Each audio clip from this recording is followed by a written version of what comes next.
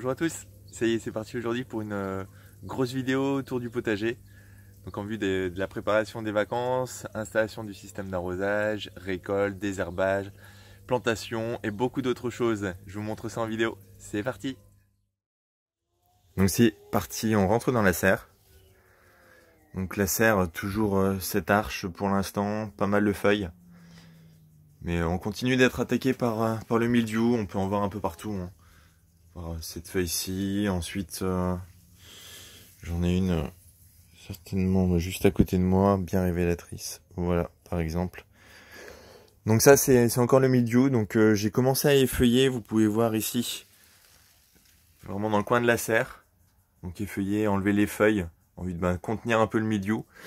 Normalement je vais continuer, devoir le faire sur l'ensemble de la serre, malheureusement. Parce que j'ai vraiment le mildiou qui commence à se propager un peu partout. Néanmoins, voilà, j'ai voulu sauver les tomates qui étaient au moins arrivées dans le gabarit que je désirais. Donc je vais procéder à la récolte avec vous. Hein. Ici, ce sont des Golden Sunrise. Donc tout ce que je peux récolter, je récolte.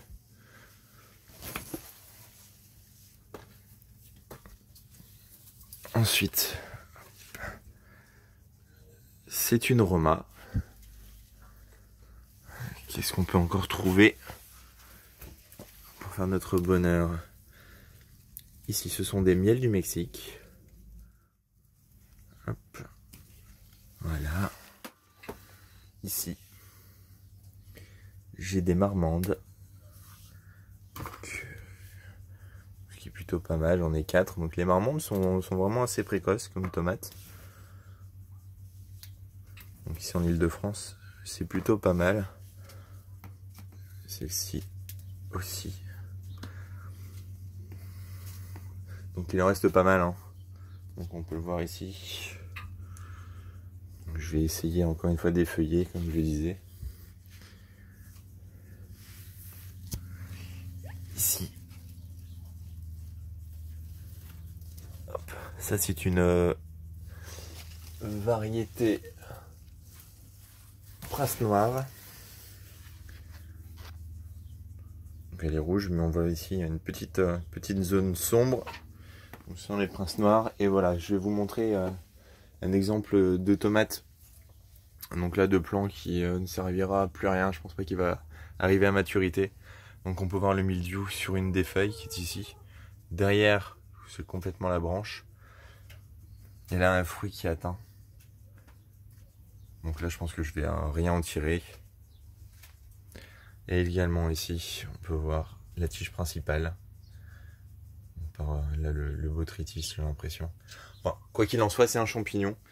Malheureusement, donc voilà, pas trop le choix. On va devoir l'enlever. J'ai bien peur qu'avant de partir en vacances, je fasse un effeuillage. Mais finalement, au retour de vacances, je me retrouve sans rien. Donc voilà la petite récolte de tomates du jour. C'est déjà plutôt pas mal. Au passage, on va prendre les œufs.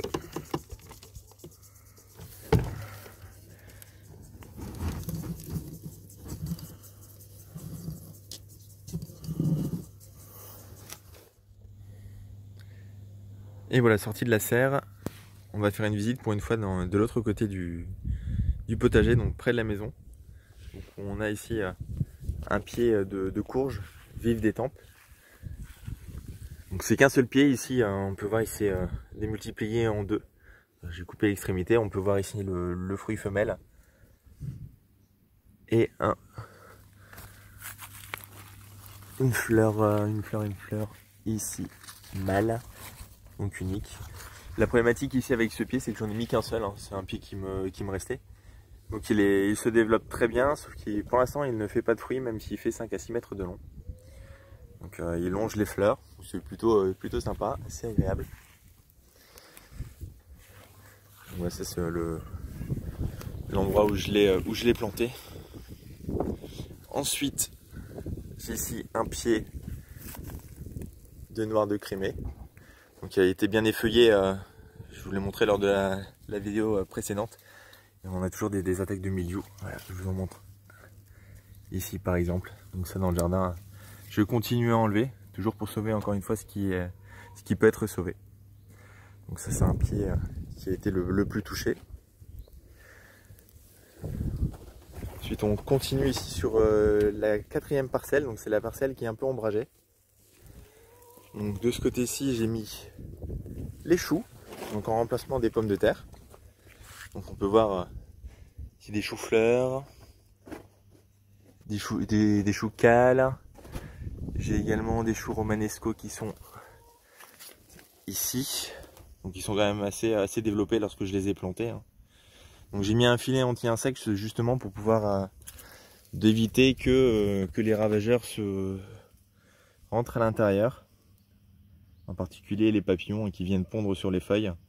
Et ensuite ben, les petites larves se nourrissent des feuilles, donc on peut le voir ici en extrémité. Donc logiquement j'ai fait le tri, hein. J'ai vérifié qu'il n'y avait rien.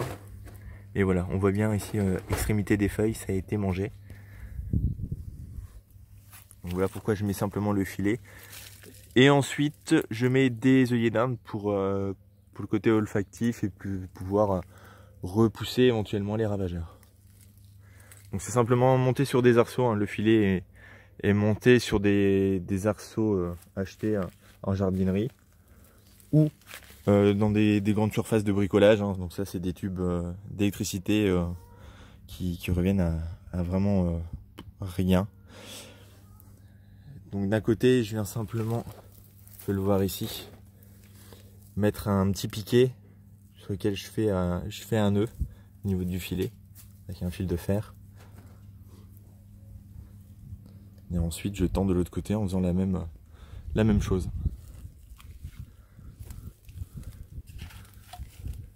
Voilà. De l'autre côté j'ai ma carotte, donc carotte jaune du Doubs. On peut voir qu'elle commence à arriver en fleurs. Donc les fleurs sont ici. Donc, une fleur ici également. Et un peu plus haut. Donc je vais attendre que ça sèche bien et puis je récolterai les graines pour les futures plantations.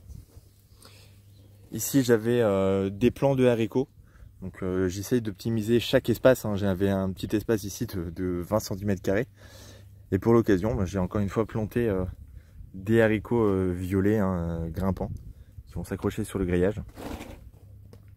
Comme ça au moins j'aurai des récoltes et j'optimise encore une fois mon espace. Ensuite on va poursuivre sur cette zone ombragée dans laquelle il y a des salades. Donc les salades qui se développent vraiment tranquillement. Donc ils sont à l'ombre, donc ils sont très bien. Les choux raves qui sont ici. La blette qui est assez jolie, pas très haute, mais finalement suffisant pour en récolter les feuilles et s'en régaler. Et j'ai l'impression d'avoir quelques maladies. On peut voir ici par exemple une petite tache, enfin une grosse tache. J'ai l'impression que le feuillage il est quasiment transparent. Donc je ne sais pas ce que c'est. En l'occurrence c'est que sur une seule feuille, lorsque je récolterai, je mettrai ça un peu à l'écart. J'ai mes betteraves qui continuent de se développer ici, dans cette petite zone de fraîcheur. Et les haricots. Donc ceux-ci sont des haricots violets. Finalement le mildiou qui avait attaqué à la base le feuillage s'est estompé. Donc on peut le voir ici, j'ai pas mal de trous. Parce que j'ai enlevé les feuilles qui étaient contaminées et finalement la verdure arrive ici en extrémité et on peut voir les fils qui sont ici, les lianes, qui vont pratiquement chez le voisin. On peut le voir ici dans l'ombrage. Voilà. Donc je vais les faire coulisser le long du grillage en espérant que la température se maintienne pour pouvoir récolter de bons haricots. Des choux que j'avais en trop.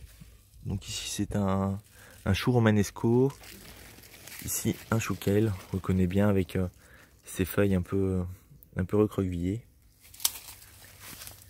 Et on va passer sur la parcelle numéro 2. Donc toujours pas mal de fleurs dans mon potager, j'adore ça. En même temps ça fait vraiment, ça ramène de la vie je trouve au potager, donc c'est vraiment intéressant. Des graines de haricots toujours qui sont ici, qui étaient là bien avant que finalement je fasse mes plantations de tout ce qu'il y a autour. Donc j'ai laissé. Et finalement, on peut voir qu'ils arrivent ici. sur le côté et puis il grimpe sur la structure. Sur lequel autour j'avais mis des pieds de concombre. Donc les concombres qui sont ici, qui continuent de grimper. Donc les concombres sont plutôt pas mal, hein. Donc là pour les vacances, je pense que je vais les prendre pour les emmener, puis se régaler au soleil. Vous voyez, il grimpe très très haut. J'ai des fleurs de partout. Donc on verra ce que ça donne lorsque je vais revenir. Mais à mon avis, on va avoir des petites surprises. Donc il continue de monter sur le grillage à moutons qui est ici. Et puis on peut voir, ça continue à grimper. Comme le haricot qui est ici, qui grimpe. Donc j'essaye de mixer à chaque fois que j'ai des plants à un grand feuillage, comme des courges, des concombres. Je vais toujours monter un petit haricot. On peut voir ici, ils se font plutôt bien, hein. Bien voilà la tige du concombre et la tige du haricot. Et ils grimpent ensemble, donc ça fait un peu double récolte. Donc ensuite sur la parcelle donc numéro 3, on a toujours les tomates qui sont ici. Pour l'instant, c'est celles qui sont le moins touchées par le mildiou.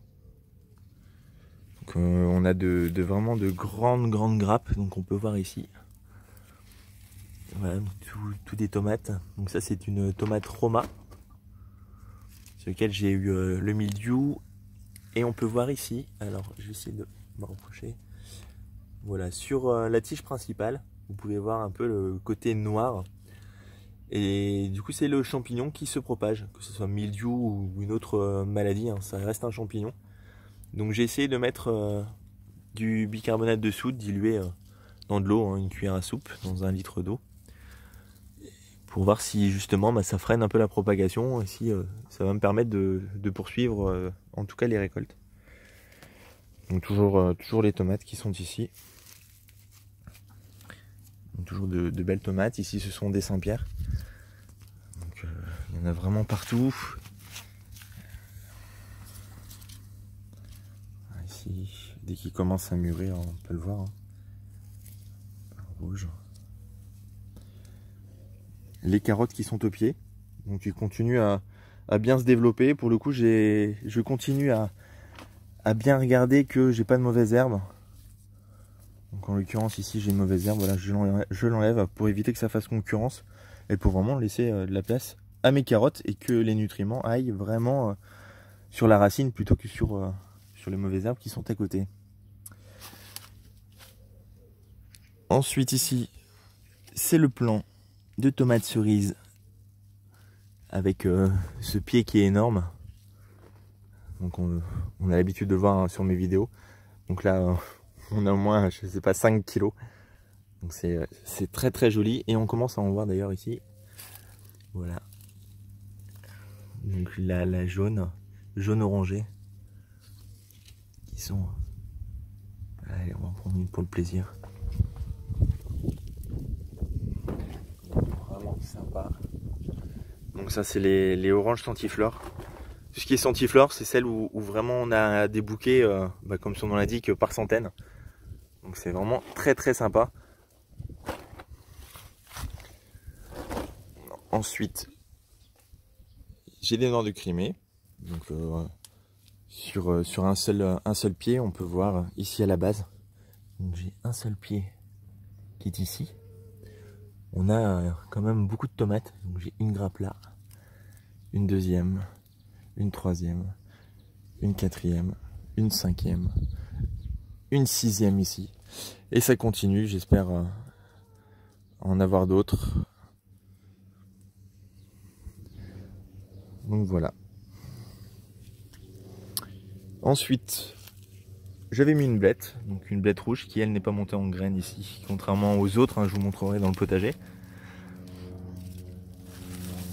Et j'en profite pour vous montrer justement la petite installation pour partir en vacances. Donc ici j'ai 2 robinets qu'on peut voir. Donc, je préfère utiliser des systèmes sécurisés qui sont ici plutôt que des systèmes simples à emboîtement. Parce que lorsqu'on part en vacances, on a vraiment énormément de soucis. Moi j'ai déjà eu la farce lorsque je suis parti, c'est monter en pression avec la chaleur justement. Le tuyau a cédé, en tout cas la connexion. Et donc au lieu d'arroser le potager, il a inondé une petite partie du potager. Donc quand je suis revenu, vraiment la surprise. Donc on a des différents systèmes, hein. On a des systèmes après qui sont ici goutte à goutte, avec des goutteurs qui sont ici, qu'on a qu'à ouvrir et fermer. Ou des systèmes à prolongement, qui sont ce type de clip prolongé d'un petit tube, sur lequel à l'extrémité on a ces goutteurs qui sont là, donc qui permettent d'arroser le potager en notre absence. Même si on est présent, parfois c'est quand même assez confortable lorsqu'on a un grand potager. Bon, en l'occurrence, j'évite de l'arroser en automatique lorsque je suis là. Et ça me permet en même temps de pouvoir visiter le potager. Donc, et de regarder que tout se passe bien. Et c'est un autre pied de concombre qui est ici. Donc sur lequel il y a 2 pieds. Donc on peut voir. Et des concombres, encore une fois, qui arrivent. J'en ai un qui est ici. Un autre qui arrive là. Enfin, ça monte très très haut et donc je le guide au fur et à mesure. Donc j'ai différents systèmes, hein. On a des systèmes par ficelle, on a des systèmes par fixation que je vous montrerai tout à l'heure, de collier. Donc on va voir ça au fur et à mesure. De l'autre côté de cette même parcelle, j'ai les betteraves qui restent. Donc j'en ai plus beaucoup, hein. Je les laisse grossir pour les récolter après les vacances. J'ai fait des conserves avec celles que j'ai déjà récoltées.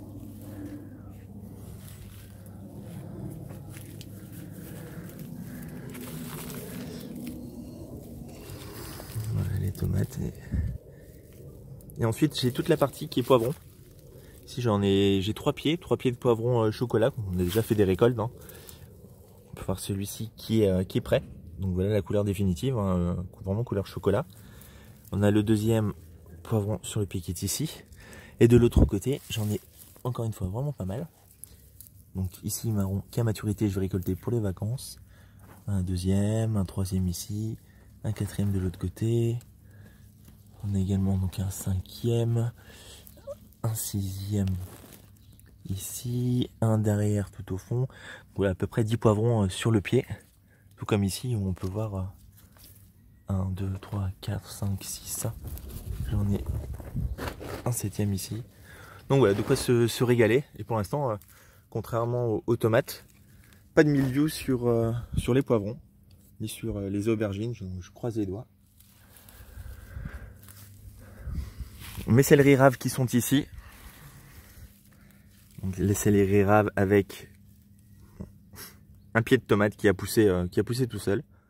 Et derrière j'ai mes céleris raves. Donc le rave continue à se former, il commence à être plutôt intéressant.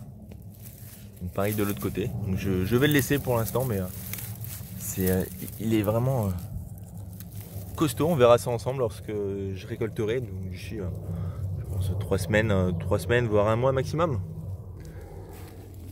Toujours les haricots derrière. Donc les haricots qui sont ici c'était des haricots blancs à écossais. Aussi attaqués par le mildiou, on peut le voir ici, c'est une zone qui est sans feuilles, donc pour laquelle j'ai bien nettoyé. Et finalement les feuilles se refont un peu plus haut. Donc voilà pourquoi toujours enlever les feuilles qui sont infestées par la maladie. Ça permet de régénérer le plant et éviter la propagation. Au bout de la parcelle numéro 2, j'avais 2 pieds de courgettes que j'ai plantées. Et on peut voir ici, j'ai un léger souci avec mes courgettes. Donc voilà, une courgette. Alors je serais du coup incapable de vous dire la variété, puisque ces courgettes finalement, j'ai mis que des coucourdzelles cette année. Et là on peut bien voir que ce n'est pas du tout une coucourdzelle, donc c'était mes graines. Et il y a dû avoir hybridation, donc avec peut-être les courgettes du voisin, hein, ça arrive très souvent. Et donc j'aurais dû sécuriser et polliniser moi-même en fermant mes fleurs. Donc, je montrerai certainement sur une prochaine vidéo. Donc j'ai l'impression que c'est un croisement entre une ronde de Nice et puis une verte du maraîcher éventuellement. Bon, après c'est pour ma consommation personnelle, donc c'est pas très grave. Donc j'en ai une deuxième qui est là-bas. Donc je vais récolter avant que ça fasse des graines et que ça devient plus dur à manger. Donc voilà, celle-ci c'est pour ma consommation personnelle.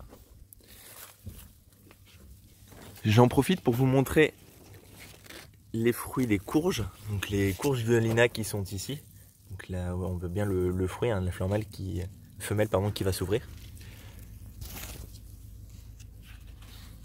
Et donc ce fruit, il est déjà aussi à 5-6 mètres du pied mère. Donc voilà cette forêt en extrémité. On va aller voir un peu plus près tout à l'heure. Et voilà le tournesol, donc qui est dans la parcelle numéro 2 en extrémité également, qui est assez gros. On peut le voir ici, j'arrive à peine à faire le tour. Et je l'ai déjà dit certainement lors d'une vidéo précédente, voilà pourquoi j'aime pas trop mettre des ficelles. Donc on peut le voir, ça blesse le plan, on se fait facilement surprendre par la grosseur. Et là, en l'occurrence, ça rentre vraiment à l'intérieur, donc ça le blesse. Et également un peu plus bas, donc on peut le voir. Donc on a la corde de la ficelle qui se fond vraiment au plan, donc on le blesse. Et ça, je suis pas fan. Ensuite sur cette parcelle, donc du coup numéro 2, où il y avait des petits pois, j'ai remplacé par des carottes. Donc on peut voir les lignes de carottes, hein, j'en ai 3 qui sont au milieu. Sur les extrémités, j'avais des oignons que j'ai également enlevés, donc extrémité droite et gauche.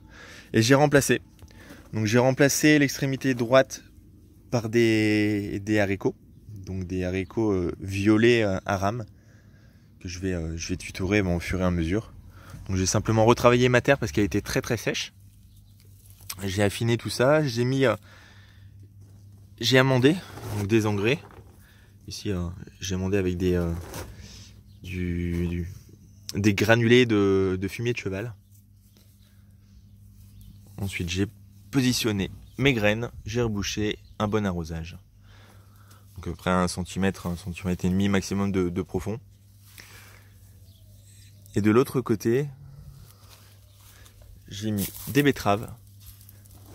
Donc ces petites betteraves que j'avais déjà semées il y a un petit moment. Donc on peut voir les petites betteraves donc, qui sont passées du godet à la pleine terre pour pouvoir se développer. Et ici toujours le système d'arrosage. Donc on peut voir ici le système d'arrosage que j'ai surélevé. Donc avec ce que j'ai trouvé, ce que j'avais à ma disposition. Pourquoi surélever? Tout simplement pour pouvoir arroser par pluie et non en goutte à goutte. Donc si on le ferme, on se retrouve avec un goutte à goutte. Si on l'ouvre quasiment au maximum, on se retrouve avec une sorte de brumisateur en fait que je vous mets dans la vidéo du coup sur la vidéo à droite. Donc, un petit exemple de solution en tout cas que j'utilise pour pouvoir couvrir une plus grande surface.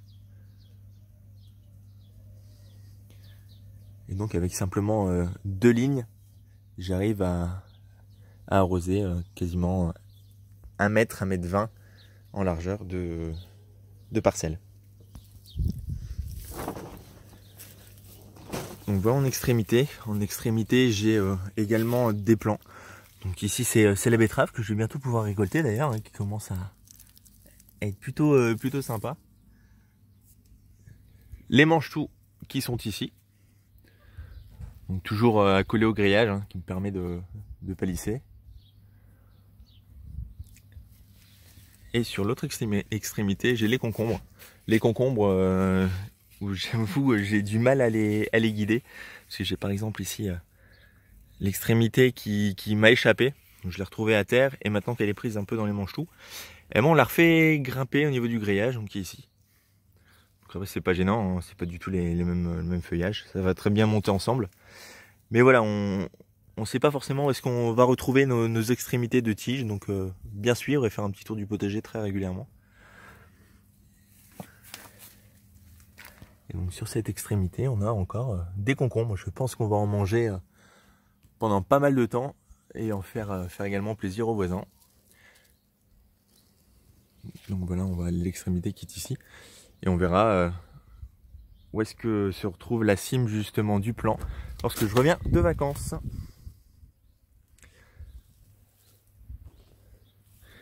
Petite astuce ici sur le pied de courge, donc on peut voir la courge vive des tempes qui est ici, qui monte au fur et à mesure, donc qui fait une grande liane. Et pour éviter de prendre de la place sur ma parcelle et pour pouvoir cultiver en dessous, J'ai simplement trouvé un grillage de récupération que j'ai mis en incliné, des ficelles, parce que le grillage était trop petit, et au fur et à mesure de l'évolution du plan, moi je vais le faire grimper, et puis éventuellement le faire atterrir sur la structure qui est ici, et puis l'accrocher tranquillement. Donc en espérant que pendant mon absence qui va durer quasiment 3 semaines, je me retrouve pas avec un plan qui va prendre, qui va redescendre et occuper toute la surface de la zone 2. Mais ça, on verra bien. Donc au fur et à mesure, je l'accroche, on peut le voir ici. Hop, voilà, avec un lien. C'est ce type de lien parfois que j'utilise. Et les fruits qui vont vraiment être du coup à la vue des pollinisateurs. Contrairement parfois à la forêt qu'on a derrière. C'est une forêt de courgettes pour le coup, mais il y a des moments les fleurs sont un peu cachées, donc les pollinisateurs ont peut-être plus de mal à s'y rendre.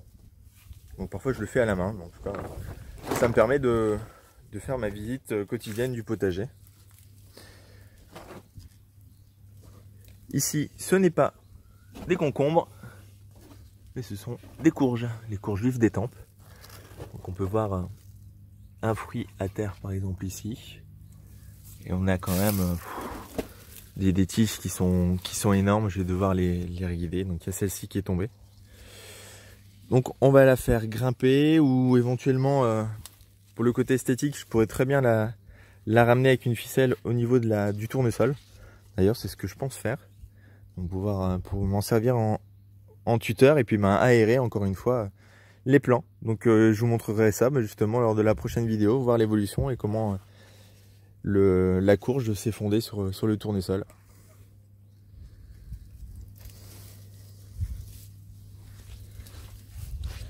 Donc les courges qui sont ici avec les maïs.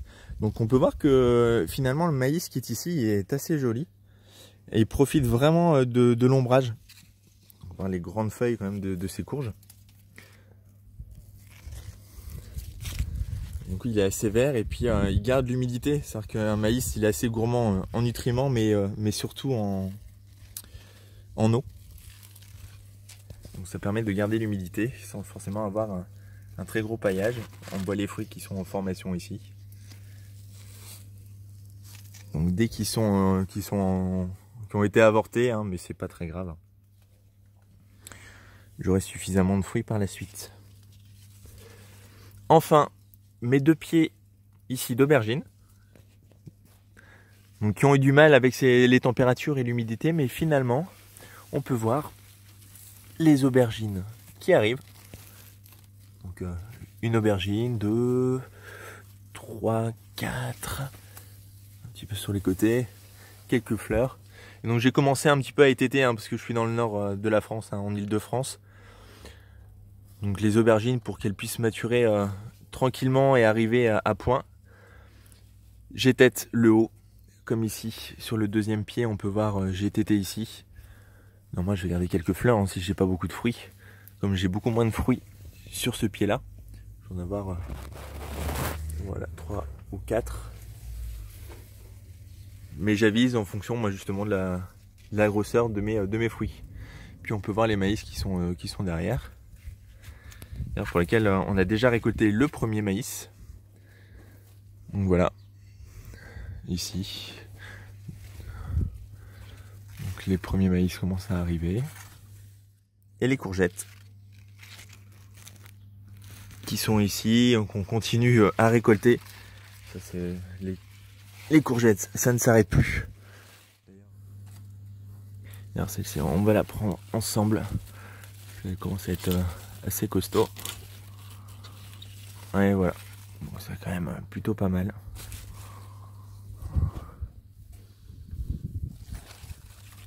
Ici, des courgettes qui arrivent. La courge vive d'Étampes justement qui monte sur le support.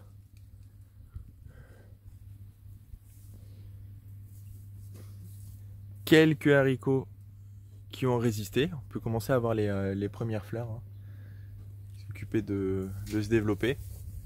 Par contre, je ne sais pas du tout comment je vais pouvoir aller récolter là-haut. Ça, je ne sais pas. Donc, un élément important que je voulais vous dire, c'est justement de pouvoir bien aérer vos plants, d'être vigilant. Parce que lorsqu'on a du maïs et des tournesols, des haricots qui grimpent, des courgettes ou des courges au pied, des haricots qui sont également devant. D'ailleurs, je vais vous montrer ça. Voilà, donc c'est ici des haricots à écosser. Donc là, on peut voir les premières fleurs.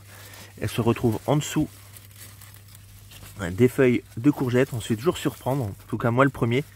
J'aime bien densifier les cultures. Sauf que forcément, lorsqu'on densifie, on a les maladies qui arrivent. Donc c'est vraiment un point important. Je pense que les années d'après, j'ai peut-être développé mon potager un peu avec une structure différente. Donc je vais aérer beaucoup plus. Mais néanmoins, je vais mettre des bacs surélevés, etc. pour justement pouvoir faire monter éventuellement des haricots, etc. sans prendre de place sur mes parcelles. Mais on verra ensemble l'année prochaine. Je vous réserve quelques petites surprises. Et donc oui, enfin, je voulais vous montrer justement le tournesol. Donc les petites AVE qui sont ici et les graines qui sont derrière. Donc ça va mettre prêt justement à être récolté. On va laisser bien sécher pour donner aux poules ou pour mettre l'année prochaine. Puis on peut voir, moi j'ai encore des courgettes. Des courgettes qui se cachent. Donc c'est bien d'avoir des cultures denses. Néanmoins, voilà, c'est un peu le jeu de trouver les légumes. Et donc on va l'enlever également pour laisser de la place aux autres. Voilà. Donc on a toujours des surprises dans le potager, ce qui est vraiment super agréable. Et une courgette de plus qui est assez jolie. Et donc voilà le potager sur l'arrière de la maison. Donc chaque parcelle est finalement alimentée par le réseau de ville, par des robinets. Et j'ai un régulateur avec une programmation justement pour pouvoir gérer moi-même mes arrosages pendant mon absence. Je voulais vous montrer ici le plan de menthe donc qui monte en fleurs. Et ici un petit peu une mini forêt, je vais dire. Alors pourquoi une mini forêt? Parce que j'avais mon composteur qui était ici. Donc finalement tous mes légumes à la fin arrivaient ici. Donc on peut voir des tomates, on peut voir ici des betteraves qui sont déjà en formation. Qu'est-ce qu'on peut avoir ici? Donc j'ai des soucis qui sont là. De l'autre côté, j'ai une bourrache qui arrive. J'ai une courge vive d'étampes. Voilà, donc vraiment le composteur, c'est top de le déplacer. Bien mélanger, déplacer, puis ça vous fait une petite forêt. Après, faire attention aux tomates, en l'occurrence ici, il est trop tard, elles se développeront jamais en Ile-de-France. Et puis on a les maladies, puisque on est assez dense. Donc peut-être faire un petit tri dans tout ça. Mais en tout cas, j'ai des betteraves. Et on verra ce qui arrive à maturité sans être malade. Donc autre chose que je voulais vous montrer, simplement mon composteur qui est ici. Et dans mon composteur, le dernier repas a germé. Donc on peut voir une courge vive d'étampes qui est ici. Donc j'ai pas mal de graines qui se sont développées. Et puis je vais les laisser sortir. Donc on peut voir ici la liane déjà qui est là. Donc finalement plutôt intéressant. Et je vais laisser et voir si j'ai des récoltes. Donc ce n'est pas perdu. Puis en même temps, vu la nourriture qui est à l'intérieur, elles vont se développer à merveille. Donc on verra ça. Je vous tiendrai forcément au courant et puis on verra ça à mon retour de vacances. Ensuite, on va partir sur la zone devant la maison, qui elle ne sera pas arrosée pendant les vacances, parce que j'ai fait un gros paillage. Donc j'espère que ça passera les 15 jours. Donc avec pas mal de fleurs, on peut voir des œillets d'Inde qui sont géants et qui deviennent... ça devient des arbres ici, je sais pas pourquoi. Alors qu'ils sont censés quand même être plus petits. Ensuite j'ai mes blettes, mais on peut voir... Ils sont montés en fleurs, qui font 1m80, ils font ma taille. Donc voilà les graines qui sont en formation. Je pourrais pas garder ces graines là puisque c'est la première année que je les ai plantées, donc au printemps. Sauf que les graines ne seront pas bonnes justement parce que c'est une bisannuelle, un peu comme les carottes, comme les betteraves. C'est un peu de la même famille hein, avec les betteraves. Donc je vais récupérer les feuilles justement pour les consommer et je vais soit les couper, soit les garder pour les pollinisateurs puisqu'on voit que ils aiment plutôt ça. Il y en a un peu partout. Une qui n'est pas encore montée en graines, c'est la rouge. Donc peut-être qu'elle est un peu plus résistante que les autres. Ça je ne saurais pas dire. Mais en tout cas la jaune c'est la première à avoir monté. Et ensuite bah, c'est la blanche. Et la rouge pour l'instant, rien à signaler. Donc toujours des œillets d'Inde en bordure. Pas mal de fleurs. Le thym. On continue sur les fleurs. Et enfin ici des aubergines qui sont un peu plus dures à faire dans la région Île-de-France. Donc c'est des Rosa Bianca il me semble. Ouais c'est ça le nom. Donc vraiment une couleur très sympa. Blanche et rose violet. On peut voir j'en ai ici. Donc j'en ai jamais énormément hein, sur les plants. Parce que les plants sont un peu plus petits. On voit qu'ils exigent, ils ont besoin vraiment beaucoup de chaleur par rapport aux barbantanes par exemple. Qui sont les aubergines que je réussis le mieux dans ma région. Donc pour l'instant, ils sont plutôt pas mal. Et ensuite j'ai ma forêt de poivrons. Donc ma forêt de poivrons qui me donne pour l'instant pas mal de choses. Mais j'ai quelques soucis. Voilà, je vais vous en montrer un des soucis. Voilà. Donc ça pourrit. Alors je sais pas pourquoi, je pense que est-ce que je les récolte trop tard? Est-ce que j'ai un souci d'humidité et de chaleur? Certainement aussi. En tout cas, voilà, j'ai quand même des beaux poivrons. Donc des poivrons rouges, hein, des Yellow Wonder. On peut voir des poivrons qui sont costauds. Voilà, ici par exemple. Donc ce pied-là, qui est plutôt pas mal. Sur l'arrière, des aubergines. Donc aubergine barbantane. Le devant, savoir qu'il est plein sud chez moi. Donc, ce qui est encore plus favorable justement aux aubergines. C'est pour ça que j'en ai mis et derrière et devant pour pouvoir comparer. Et ici, j'ai toujours une aubergine qui arrive sur ce plan-là. Et derrière, j'ai mes topinambours. Donc, qui ont été mis vers mars. Donc ça grimpe un petit peu comme des tournesols. Donc c'est la première année que j'en fais, je vais voir ce que ça donne.